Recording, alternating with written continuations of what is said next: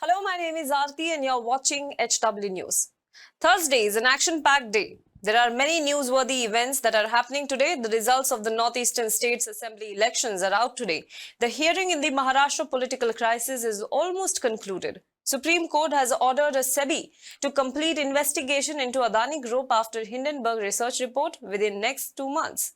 But there is one news that's the highlight of the day, and it has to do with the Election Commission of India, the body that is tasked with conducting elections in the country. In a major ruling today, the Supreme Court suggested a complete overhaul of the way election commissioners are appointed to the institution.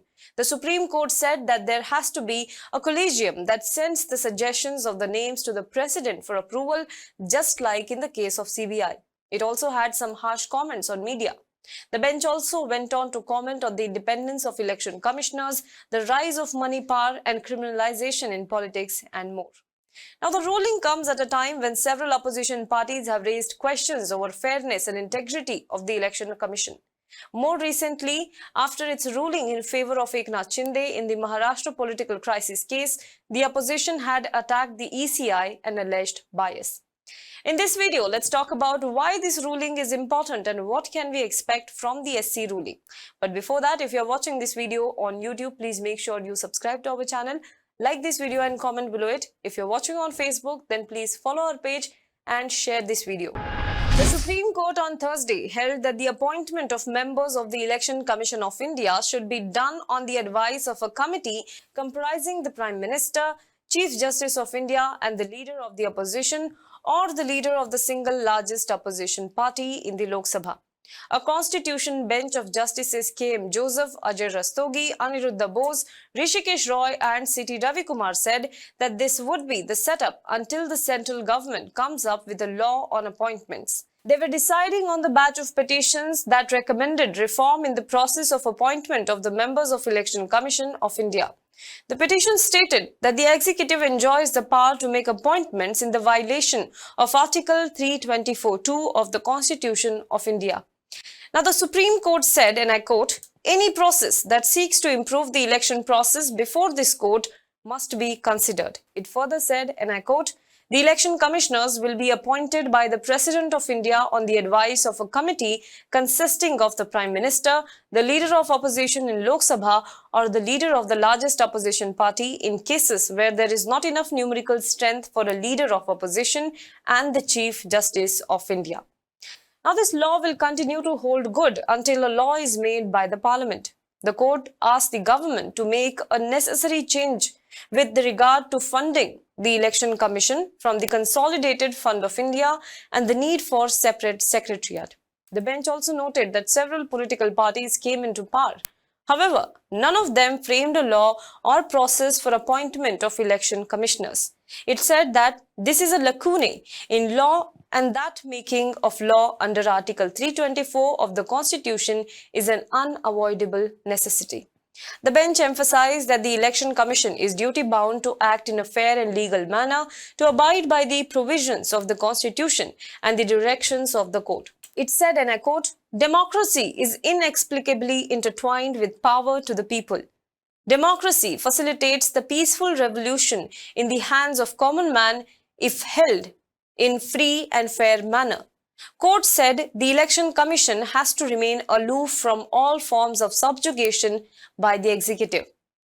One of the ways it can interfere is cutting of financial support. A vulnerable election commission would result in an insidious situation and detract from its efficient functioning. That's what the court said. It also said that democracy can succeed only if all the stakeholders work on it to maintain the purity of the election process so as to reflect the will of the people. However, it also expressed regret at the unrelenting abuse of the electoral process over a period of time. It also commented on the impartiality of the media in the present times, stating that a large section of the media has abdicated its role and become partisan.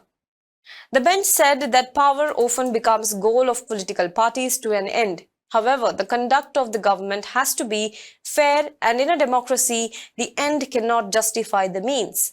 Thus, it said that the Election Commission has to be independent. The means to gain power in a democracy must remain pure and abide by the constitution and the laws. Election Commission cannot claim to be independent and then act in an unfair manner. A person in a state of obligation to the state cannot have an independent frame of mind. An independent person will not be servile to those in power. That's what the court said. Now, arguing before the Constitution bench, it was Advocate Prashant Bhushan who appeared for the petitioner in the lead matter, and he contended that there is no law to regulate the appointments of election commissioners. He submitted that financial independence is not enough to ensure overall independence of the institution. It was pointed out by Bhushan that the Law Commission had recommended to have a selection committee comprising the Prime Minister, Leader of the Opposition and the Chief Justice of India.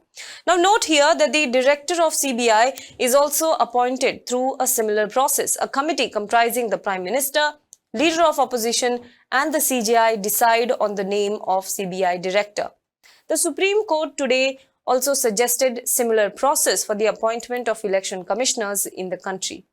Now let's first understand how are election commissioners appointed up till now. Articles 324 to 329 in the Constitution of India deal with the appointments of the election commissioners and chief election commissioners. Article 324 of the Constitution vests the power of superintendence, direction and control of election in the Election Commission. The article says that all elections to the Parliament and to the legislature of every state and of elections to the offices of President and Vice President held under this Constitution, including the appointment of election tribunals for the decisions of doubts and disputes arising out of or in connection with elections to Parliament and to the legislatures of states, shall be vested in the Commission. However, more importantly, it says that the commission is to be appointed by the President. The President makes the appointment on the advice of the Union Council of Ministers headed by Prime Minister. However, this process of appointment is subject to the provisions of any law made by the Parliament. So far, the Parliament has not made any law to this effect. The Constitution of India gave sweeping powers to the Election Commission of India regarding the conduct of elections. But the framework was later provided to define and enlarge the role by the Parliament through Representation of People Act 1951. Now let's talk about the friction between government and Election Commission of India. Since the establishment of Election Commission of India, which is an independent body, there have been multiple occasions where it locked horn with the incumbent government. There were also attempts to curtail the powers of the Commission by appointing more election commissioners other than the CEC. However, in the recent times, questions have been raised over the independence of Election Commission of India.